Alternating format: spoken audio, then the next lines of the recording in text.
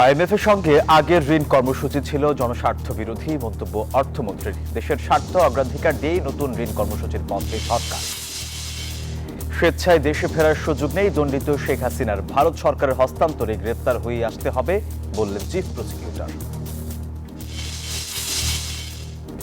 এবং বাংলাদেশে অস্ট্রেলিয়ান কমিউনিটির উদ্যোগে সিডনিতে ক্যান্সার সচেতনতামূলক কার্যক্রম, অংশ নিলেন বিভিন্ন শ্রেণী পেশার মানুষ। স্বাগত প্রবাসী সংবাদে, আপনাদের সাথে আছে আমি সোহাগ বক্স। দেখছিলেন বিআরবি কেবল সংবাদ শিরোনাম। জনগণের স্বার্থ রক্ষা করে নতুন ঋণ কর্মসূচির জন্য আইএমএফ এর সাথে আলোচনা করছে সরকার। আওয়ামী লীগের নেয়া ঋণ জনগণের স্বার্থ বিরোধী ছিল, সেটি বাদ দিয়ে দেশের স্বার্থকে অগ্রাধিকার দিয়ে নতুন ঋণ কর্মসূচির পথে হাঁটছে বিএনপি সরকার। এদিকে অর্থনীতিকে শক্তিশালী করা এবং বিদেশি বিনিয়োগ বাড়াতে ভিসা নীতি সহজ ও আধুনিক করারও কথা জানিয়েছেন অর্থমন্ত্রী। আইএমএফ এর কাছ থেকে সবশেষ 2023 সালে $470 কোটি ঋণ কর্মসূচি নিয়েছিল আওয়ামী লীগ সরকার। অন্তর্বর্তী সরকার সেই কর্মসূচির আকার বাড়িয়ে $550 কোটি উন্নীত করে। মোট 5 কিস্তিতে বাংলাদেশ $364 কোটি পায়। তবে ষষ্ঠ কিস্তির অর্থ ছাড় নিয়ে প্রায় 1 বছর আলোচনা চলে, শেষ পর্যন্ত তা ছাড় হয়নি। এখন উভয় পক্ষ নতুন ঋণ কর্মসূচির দিকে এগোচ্ছে। সে লক্ষ্যে সচিবালয় অর্থ বিভাগের সঙ্গে বৈঠকে বসে আইএমএফ প্রতিনিধি দল। অর্থমন্ত্রী বলেন, আগের সরকারের ঋণ কর্মসূচিতে অনেক শর্ত ছিল যা জনগণের স্বার্থ বিরোধী। বর্তমান সরকার এসব বাদ দিয়ে জনবান্ধব নতুন সংস্কারমূলক কর্মসূচিতে আগ্রহী। সংস্থাটির সাথে সেই আলোচনা চলছে। আমরা তো আগের প্রোগ্রাম থেকে বেরিয়ে আসছি, কারণ ওরা আগের প্রোগ্রাম ছিল ওই স্বৈরাচার আমলের যে প্রোগ্রামটা করেছিল ফ্যাসিস্ট আমলের, ওখানে অনেকগুলো বিষয় তো আমরা সম্মত হইনি। কিস্তি টাকা নিয়ে আমাদের কোনো চিন্তা নেই। আমার চিন্তা হচ্ছে যে প্রোগ্রামে যাব এটা বাংলাদেশের স্বার্থ সংরক্ষিত হবে কিনা। তিনি আরো জানান, দেশের অর্থনীতির স্বার্থে ও বিদেশি বিনিয়োগ বাড়াতে বর্তমান ভিসা নীতি আরো সহজ ও আধুনিক করা হবে। এর ফলে দেশের পর্যটন শিল্প সমৃদ্ধ হবে। একটা ভিসা নীতি একটা দেশ সম্বন্ধে কথা বলবে, এখানে পর্যটন, এখানে যারা বিনিয়োগ করবে, এই দেশে মানুষ আসবে, এই দেশের উপর আস্থা রাখবে, ভিসা নীতিতে একটা বড় ভূমিকা আছে এখানে। সোমবার সচিবালয়ে আইএমএফ প্রতিনিধি দলের সাথে অর্থমন্ত্রীর বৈঠক হবার কথা রয়েছে। শানাজি আসমিন, নিউজ 24, ঢাকা। আইএমএফ এর সঙ্গে নতুন ঋণ কর্মসূচির আলোচনা ঘিরে আগামী বছরের শুরুতেই ইতিবাচক ফলের আশা করছে বাংলাদেশ ব্যাংক। রোববার ব্রিফিংয়ে বাংলাদেশ ব্যাংকের মুখপাত্র জানান, ঢাকা সফর শেষে আইএমএফ এর প্রতিনিধি দল ওয়াশিংটনে তাদের মূল্যায়ন প্রতিবেদন জমা দেবে। সবকিছু ঠিক থাকলে আগামী বছরের জানুয়ারি থেকেই নতুন ঋণের অর্থ ছাড় শুরু হতে পারে বলে তারা আশা করছেন। তবে অর্থনীতিবিদরা সতর্ক করে বলছেন, নতুন ঋণ কর্মসূচিতে গেলেও কর কাঠামোর আধুনিকায়ন, বৈদেশিক মুদ্রার রিজার্ভ শক্তিশালী করা এবং ব্যাংকিং খাতের সংস্কারের মতো কঠিন শর্তগুলো আবারও আলোচনায় আসতে পারে। তাদের যে সকল পরামর্শ ছিল সেগুলো মেনেছে কিনা, এখন মানতে গিয়ে যে সকল সমস্যা হচ্ছে সেগুলো আমরা অ্যাড্রেস করতে আবার যুগোপযোগী পদক্ষেপ নিচ্ছি কিনা, এগুলো যদি খতিয়ে দেখে, আশা করি বাংলাদেশ ব্যাংকের যে পরবর্তী যে ঋণদানের কথা শুনছি সেই ব্যাপারে আইএমএফ এর সিদ্ধান্ত পজিটিভ হবে। প্রাতিষ্ঠানিক সংস্কারের দিক থেকে তাদের কমিটমেন্টগুলো কি এবং যে সমস্ত দীর্ঘমেয়াদী প্রজেক্ট ইনকমপ্লিট অবস্থায় পড়ে আছে সেগুলোর ক্ষেত্রে সরকারের দৃষ্টিভঙ্গি কি, এ সমস্ত কিছু হয়তো আইএমএফ এর বর্তমান যে প্রতিনিধি দল, বর্তমানে যে বৈঠকটি অনুষ্ঠিত হতে যাচ্ছে সেখানে হয়তো আলোচনায় আসবে। সাবেক প্রধানমন্ত্রী শেখ হাসিনার সামনে দেশে ফিরে আত্মসমর্পণের সুযোগ নেই। প্রত্যর্পণ চুক্তির আওতায় ফেরা মাত্রই তাকে গ্রেপ্তার হয়ে কারাগারে যেতে হবে, এমনটি জানিয়েছেন আন্তর্জাতিক অপরাধ ট্রাইব্যুনালের চিফ প্রসিকিউটর মোহাম্মদ আমিনুল হক। দুপুরে সংবাদ সম্মেলনে তিনি জানান, সরকার কূটনৈতিকভাবে তাকে ফেরানোর চেষ্টা চালিয়ে যাচ্ছে। ছাত্র জনতার গণ অভ্যুত্থানের মুখে ভারতে পালিয়ে যাওয়া শেখ হাসিনার আইনি ভাগ্য নিয়ে তৈরি হয়েছে নতুন সমীকরণ। সাবেক এই প্রধানমন্ত্রী সম্প্রতি গণমাধ্যমে জানিয়েছেন, ডিসেম্বরে দেশে ফিরতে চান তিনি। তাই তিনি ফিরে এলে কি হবে পরবর্তী আইনি পদক্ষেপ, তা নিয়ে চলছে আলোচনা। আন্তর্জাতিক অপরাধ ট্রাইব্যুনালের চিফ প্রসিকিউটর জানালেন, শেখ হাসিনার স্বাধীনভাবে দেশে ফিরে সাধারণ নাগরিকের মতো আত্মসমর্পণের কোনো সুযোগ নেই। উনি যেটা বলেছেন যে তিনি এসে আত্মসমর্পণ করবেন, এটার আইনগত কোনো সুযোগ আমি দেখি না। কারণ হচ্ছে তিনি ভারত সরকারের নিয়ন্ত্রণে ওখানে নির্বাসনে আছেন, তাকে আসতে গেলে ওই সরকারের নিয়ন্ত্রণ থেকেই আসতে হবে। তো তিনি এসে আত্মসমর্পণ করবেন, এইটার কোনো আইনগত সুযোগ। শেখ হাসিনার বিরুদ্ধে রয়েছে গ্রেপ্তারি পরোয়ানা, তাই আসামাত্রই হতে হবে গ্রেফতার। এক সরকার আরেক সরকারের কাছে হ্যান্ডওভার করবে, অথবা তিনি যদি অন্য কোন প্রক্রিয়া হলে পুলিশের হেফাজতে যাবে। সম্প্রতি শেষ হয়েছে শাপলা চত্বর হত্যাযজ্ঞের মামলার তদন্ত কাজ। এই মামলাতেও প্রধান আসামি শেখ হাসিনা। আনুষ্ঠানিক অভিযোগপত্র দেওয়া হবে 21 জুলাই। আব্দুল্লাহ মামুন, নিউজ 24, ঢাকা। ক্যান্সার আক্রান্ত মানুষের চিকিৎসা, গবেষণা ও সচেতনতামূলক কার্যক্রমে সহায়তার লক্ষ্যে সিডনির লাকিম্বায় অনুষ্ঠিত হয়েছে ক্যান্সার কাউন্সিল নিউ সাউথ ওয়েলসের ফান্ড রেজিং আয়োজন। Families of Sydney Bangladeshi Australian কমিউনিটির উদ্যোগে আয়োজিত অনুষ্ঠানে প্রধান অতিথি ছিলেন নিউ সাউথ ওয়েলসের প্রিমিয়ার ক্রিস মিন্স। আয়োজিত অনুষ্ঠানে স্বতঃস্ফূর্তভাবে অংশ নেন বিভিন্ন শ্রেণী পেশার মানুষ। আয়োজকরা জানান, গত 25 বছরে এই উদ্যোগের মাধ্যমে সংগ্রহ করা হয়েছে $4,83,000-এরও বেশি। পুরো অর্থই ব্যয় হয়েছে ক্যান্সার কাউন্সিলের বিভিন্ন সেবামূলক কার্যক্রমে। আয়োজকদের প্রত্যাশা, ক্যান্সারের বিরুদ্ধে লড়াইয়ে ভবিষ্যতেও আরও শক্তিশালী হবে কমিউনিটির এই সম্মিলিত উদ্যোগ।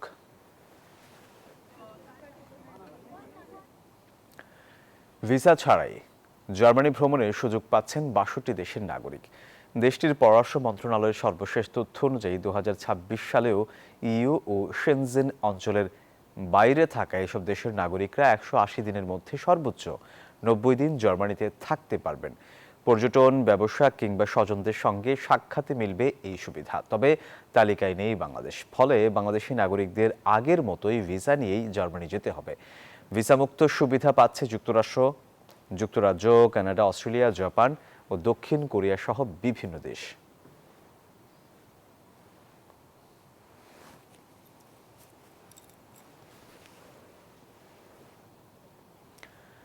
এক সম্প্রদায়, এক ছন্দ আর অবিরাম স্মৃতির বন্ধনে মুখর ছিল যুক্তরাজ্যের ম্যানচেস্টারের সামার ফেস্ট।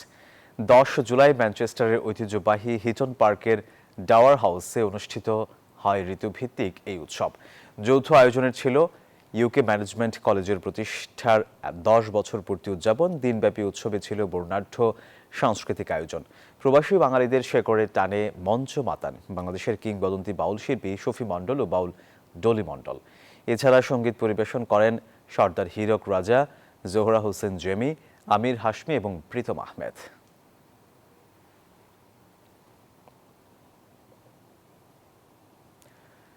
ছদ্মবেশে গণপরিবহনের হাল দেখতে গিয়ে নিজেই যাত্রী ভোগান্তির শিকার ভারতের কর্ণাটকের পরিবহন মন্ত্রী বাইরাথি সুরেশ।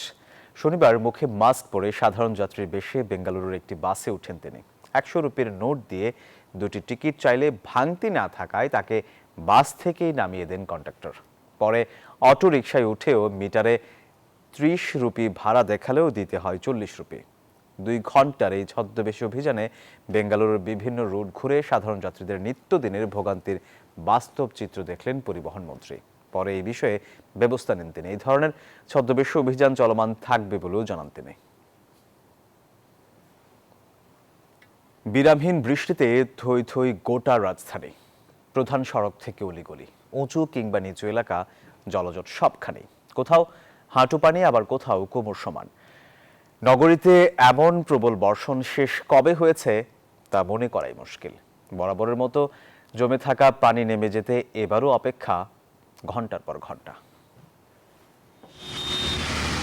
রাজধানীর অভিজাত এলাকা বনানী। সড়ক জুড়ে যানবাহন নয়, আজ শুধু পানির রাজত্ব। এবার একটু পাখির চোখে দেখা যাক, দৃশ্যটা অবাক করার মতো। মিরপুরে চোখ ফেরালেও অথই জলজটের দৃশ্য, কোথাও হাঁটু পর্যন্ত, কোথাও কোমর সমান। অনেক কিছুই চেঞ্জ হচ্ছে, কিন্তু এই বিষয়ের কোনো সমাধান হচ্ছে না বাংলাদেশে। আসলে কবে হবে বা আদৌ হবে কিনা তা আমরা আসলে জানি না। বলে বুঝাইতে পারবো না আমরা যে কত অসহায়ের মতো আছি। পানিতে তো আমাদের অনেক কষ্ট হইতাছে। অ্যাকচুয়ালি মনে করেন যে চাকা চুক্কা গাত্তায় পয়রা ভাঙ্গে যাইতেছে গা। ধানমন্ডি পান্থপথ এলাকা, প্রধান সড়ক তো বটেই, জলমগ্ন অলিগলিও। ব্যস্ত এলাকা, কর্মময় দিন, তাই যাতায়াত হয়ে পড়ে বড্ড কঠিন। বিভিন্ন সমস্যা নিয়ে আমরা আছি। আসলে যদি পানি নিষ্কাশনের ওইভাবে সুব্যবস্থা থাকতো তাহলে হয়তো এই সমস্যাগুলো হতো না। আমাকে ঘরে দুয়ারে কোনো মিন যাওয়ানোর কোনো সুযোগ নাই, পানি পুরো ঘর ডুবিয়া গেছে গিয়া। কিছু দূর এগোলে রাজধানীর নিউ মার্কেট এলাকা, সেখানেও জল থই থই। যারা গেছেন ফিরেছেন দুর্বিপাকের অভিজ্ঞতা নিয়ে। প্রতিবারে তো কি হয়, কোনো কাজ তো হইতেছে না, কাজ সুন্দর করে করতেছে বাটাবার এই পল্টন, মতিঝিল, পুরান ঢাকা ভারী বৃষ্টির পানি জমেছে সবখানেই, যেন বন্যা কবলিত এলাকার অস্থায়ী এক চিত্র রাজধানী জুড়ে।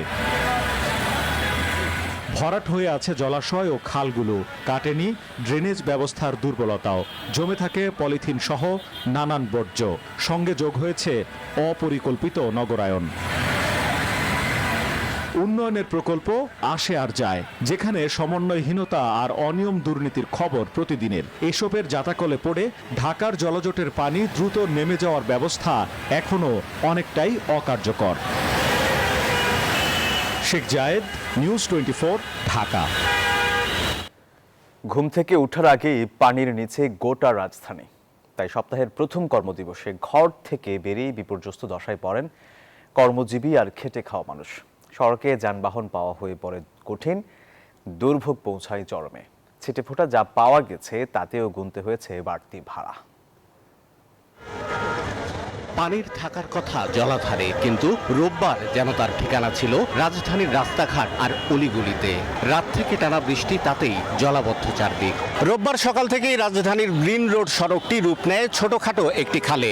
কোথাও কোমর সমান পানি, কোথাও বা বুক সমান পানি অতিক্রম করে যেতে হয় পথচারীদের। সপ্তাহের প্রথম কর্মদিবসে প্রকৃতির এমন বৈরী আচরণে জনজীবনে নেমে আসে চরম ভোগান্তি। কোমর পর্যন্ত পানি, তো এমন অবস্থায় তো পরীক্ষা দিতে যাওয়া যায় না। গ্রিন রোড, কাটলা বাগান এই অঞ্চলে ডুবে গেছে। হঠাৎ জলাবদ্ধতায় ভোগান্তির শিকার হন রাজধানীর সব এলাকার মানুষ। কোথাও কোথাও রাস্তাঘাট পেরিয়ে বাড়িঘর এবং দোকানপাটেও ঢুকে পড়ে পানি। আর এখন নাই, খালি পানি পানি। পুরো ঢাকা শহর চলে গেছে স্যার, আমরা বিপদের মধ্যে আছি স্যার। জলজটের সঙ্গী হয় যানজট। গতি কমিয়ে চালাতে হয়েছে যানবাহন, আর ইঞ্জিনে পানি ঢুকে মাঝ রাস্তাতেই বিকল হয়ে যায় অনেক গাড়ি। বেড়ে যায় ভাড়া, হাঁটু পানি মারিয়ে পায়ে হেঁটেই রওনা হন অনেকে। পানি আটকে গাড়ি বন্ধ হয়ে গেছে, ইঞ্জিন ব্যাটারি চালিত যেগুলো তো আসেই না, প্যাডেলগুলো একটু আসে। রিক্সা ভাড়া এখন ডাবল হয়ে গেছে, 100 টাকার ভাড়া 200 টাকা হয়ে গেছে। আবহাওয়া অফিস জানিয়েছে রোববার ভোর থেকে রাজধানীতে প্রথম 6 ঘন্টায় বৃষ্টিপাত হয়েছে 82 মিলিমিটার। পূর্বাভাস বলছে সোমবারও আছে বৃষ্টির শঙ্কা। ঢাকার যে একটা অতি ভারী বর্ষণ, এটা কালকে থেকে কমে যাবে, তবে একেবারে পুরোপুরি ক্লিয়ার হবে না, 3-4 দিন কন্টিনিউ করবে। বৃষ্টি আর জলাবদ্ধতার কারণে ছুটি ঘোষণা করা হয়েছে রাজধানীর অনেক শিক্ষা প্রতিষ্ঠানে। স্থগিত করা হয়েছে ক্লাস এবং পরীক্ষা। শাহ আলী জয়, নিউজ 24, ঢাকা। জলাবদ্ধতায় স্থবির রাজধানীর নিউ মার্কেটের ব্যবসা বাণিজ্য।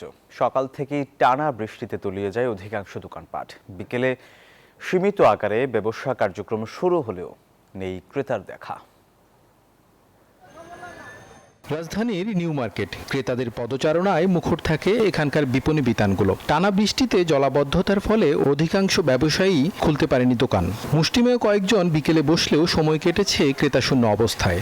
এক সপ্তাহ যাবত তো বৃষ্টি বাদল হইতেছে, আমরা তো ব্যবসা বাণিজ্য অবস্থা ভালো না, সব তলিয়ে গেছে। আমরা কি করে খাবো, এলে দোকান খুলছি, বৃষ্টি বাদল হলে কাস্টমার কম। আজকে খুবই খারাপ গেছে। ক্রেতারা জানান জরুরি প্রয়োজনে জলজট মারিয়ে এসেছেন তারা। প্রয়োজনের কারণে বৃষ্টি হইলেও বেরোতে হচ্ছে আর কি। ওয়েদার যেমনই হোক না কেন, মানুষের কেনাকাটার চাহিদা এটা তো শেষ নেই। সবসময় আসা যায় না, আজকে যেমন বৃষ্টির জন্য ছুটি পাইছে, এই জন্য আসছি। কোমর পর্যন্ত পানি আছে, তো দরকার তো আমাদের মার্কেটে শপিংয়ে আসছি। টানা কয়েকদিনের অব্যাহত বৃষ্টিতে ব্যবসায় মন্দাভাবের কথা জানান নিউ মার্কেটের ব্যবসায়ীরা। মাইদুল ইসলাম, নিউজ 24, ঢাকা। অতিবৃষ্টির কারণে সৃষ্ট বন্যা, পাহাড় ধস আর জলাবদ্ধতায় ক্ষতিগ্রস্ত মানুষের জীবন ও সম্পদ রক্ষা, দ্রুত ত্রাণ ও চিকিৎসা সেবা নিশ্চিত এবং পরিস্থিতি মোকাবিলায় সর্বোচ্চ সতর্কতা ও সমন্বয়ের নির্দেশনা দিয়েছেন প্রধানমন্ত্রী তারেক রহমান।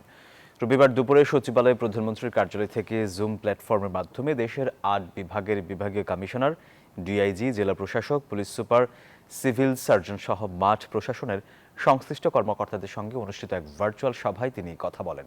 ক্ষতিগ্রস্ত মানুষের কাছে দ্রুত ত্রাণ সামগ্রী, শুকনো খাবার, বিশুদ্ধ পানি, শিশু খাদ্য আর প্রয়োজনীয় ওষুধ পৌঁছে দেওয়ারও নির্দেশ দেন তিনি। এর আগে সচিবালয়ে এক বৈঠকে ধানমন্ডি ও গুলশান লেকের সংস্কার ও আধুনিক সুয়ারেজ ট্রিটমেন্ট প্ল্যান্ট স্থাপনের প্রকল্পগুলো পর্যালোচনা করেন। সপ্তাহের প্রথম কর্মদিবসে মুষলধারে বৃষ্টিতে ভয়াবহ জলাবদ্ধতা পুরো রাজধানী জুড়ে। সড়ক অলিগলির কোথাও হাঁটু সমান পানি, আবার কোথাও কোমর সমান পানি। এমন স্থবির শহরের গুরুত্বপূর্ণ মোড়ে ব্যতিক্রমী চিত্র। নগরবাসীর যাতায়াত স্বাভাবিক রাখতে দায়িত্ব পালন করছেন ট্রাফিক পুলিশ সদস্যরা। বৃষ্টি জলজট উপেক্ষা করেই নিরলস কাজ করেছেন তারা। টানা বৃষ্টিতে রাস্তায় পানি জমে জলাবদ্ধতা। এমন পরিস্থিতিতে খুব জরুরি প্রয়োজন ছাড়া রাজপথে নামেননি নগরবাসী। খুব নিরুপায় হয়ে যারা বাইরে বের হতে বাধ্য হয়েছেন তাদেরকে পড়তে হয়েছে যানজটের কবলে। ভোগান্তিতে পড়া সেই নগরবাসীর যাতায়াত নির্বিঘ্ন করতে ঠিকই রাস্তায় দায়িত্ব পালন করছেন ট্রাফিক পুলিশ সদস্যরা। দীর্ঘ সময় ধরে টানা বৃষ্টিতে তাদের দায়িত্ব পালন থেকে নিবৃত্ত করতে পারেনি। বৃষ্টিতে তো অবশ্যই ভিজে, সাঁতার কতই মানে দেখলেন তো পানি এক হাঁটু হয়ে গেছিল। বৃষ্টিতে অনেক সময় ভিজে যায়, ভিজাতে গেলে পোশাক 2 সেট নিয়ে আসা লাগে, 1 সেট ভিজে গেলে আরেক সেট পরি আর কি। অফিসগামী মানুষ, শিক্ষার্থী, রোগীবাহী অ্যাম্বুলেন্স সবার যাতায়াত নির্বিঘ্ন করতে নিরলস কাজ করে যাচ্ছেন। প্রচুর পানি জমছে আর কি, সব ম্যাক্সিমাম রাস্তাঘাট দেখা যাচ্ছে নিচে চলে গেছে, কিন্তু আমাদের ট্রাফিক সেবা কিন্তু থেমে নেই। আমরা এটা কন্টিনিউয়াস রাখতে হচ্ছে, আমাদের বিশ্রাম নেওয়ার সুযোগ নেই, যদিও কষ্ট হচ্ছে, তারপর আমরা চেষ্টা করছি। জলাবদ্ধতায় ড্রেনের ময়লা, নোংরা, দুর্গন্ধ সব মিলেমিশে একাকার। দায়িত্ব পালনের পুরোটা সময় তাদের এমন পরিবেশে কাটাতে হয়। রাশেদ রায়হান, নিউজ 24, ঢাকা। টানা ভারী বৃষ্টি আর উজানের ঢলে উত্তর পূর্বাঞ্চল ও দক্ষিণ পূর্বাঞ্চলের জেলায় বন্যা পরিস্থিতির আরও অবনতি হয়েছে। 7 দিন ধরে দুর্বিষহ জীবন পার করছেন লাখ লাখ মানুষ। বিচ্ছিন্ন হয়ে পড়েছে সড়ক যোগাযোগ, পর্যাপ্ত ত্রাণ সহায়তা না পাওয়ার অভিযোগ বানভাসীদের। প্রতিনিধিদের পাঠানো তথ্য ছবিতে ডেস্ক রিপোর্ট। চট্টগ্রামে আজও থেমে থেমে বৃষ্টি হচ্ছে।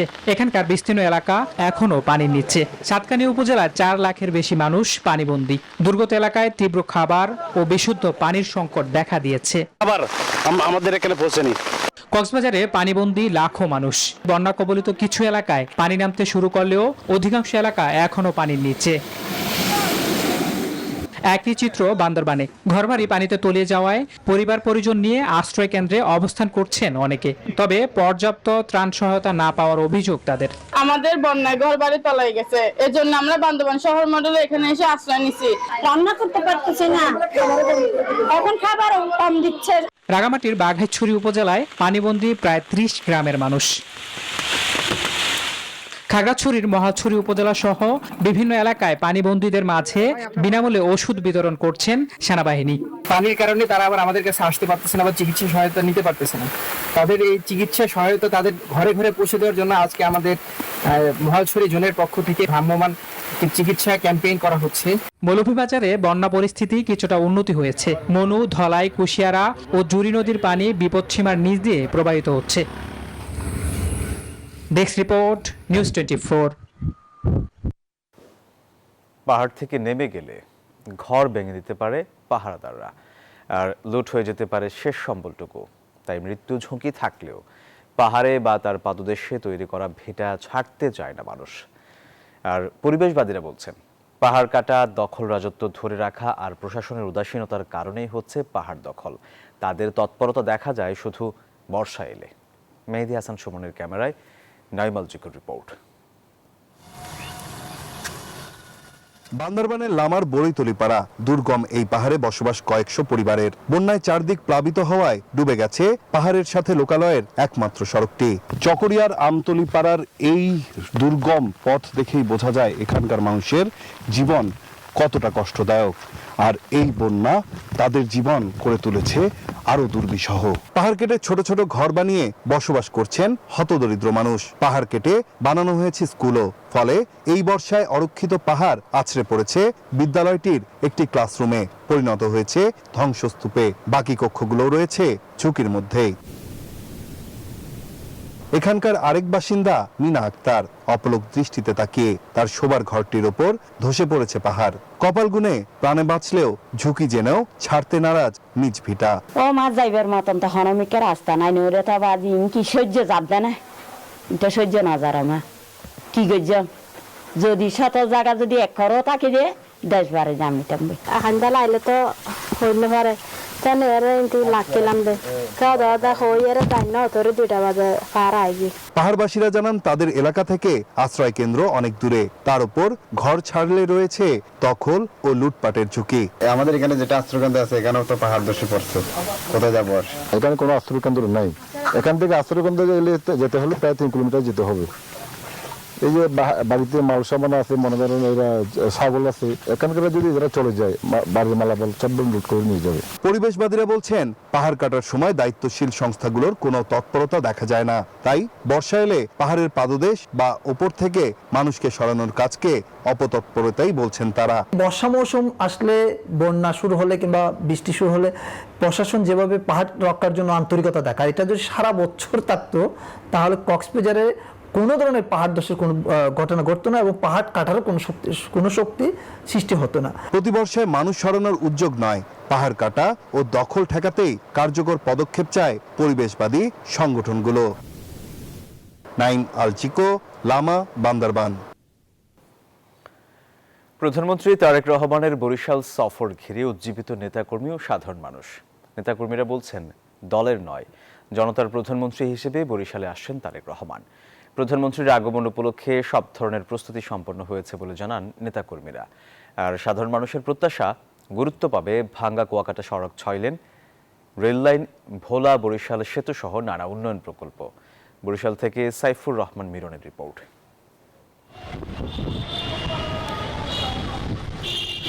প্রধানমন্ত্রী হওয়ার পর প্রথমবার বরিশালে সফরে যাচ্ছেন তারেক রহমান। প্রধানমন্ত্রীর আগমনকে কেন্দ্র করে গোটা দক্ষিণাঞ্চলের সাধারণ মানুষ ও দলীয় নেতাকর্মীদের মধ্যে ব্যাপক উৎসাহের সৃষ্টি হয়েছে। তারেক রহমান আমাদের একটা আবেগ, তৃণমূলের নেতাকর্মীরা অনেক আনন্দিত, উচ্ছ্বসিত। প্রধানমন্ত্রীর এই সফরে ভাঙা কুয়াকাটা 6 লেন সড়ক, রেল লাইন, ভোলার গ্যাস ও ভোলা বরিশাল সেতু সহ দক্ষিণ জনপদের উন্নয়নে নতুন দিগন্ত উন্মোচিত হবে বলে আশা বরিশালবাসীর। প্রাণের দাবি আমাদের 6 লেন, আমরা ঢাকা টু কুয়াকাটা 6 লেন এবং রেল লাইন, ভোলা বরিশাল গ্যাস লাইনের একটা আমাদের গ্যাসের প্রবলেম, আমরা চাই এইটা হোক।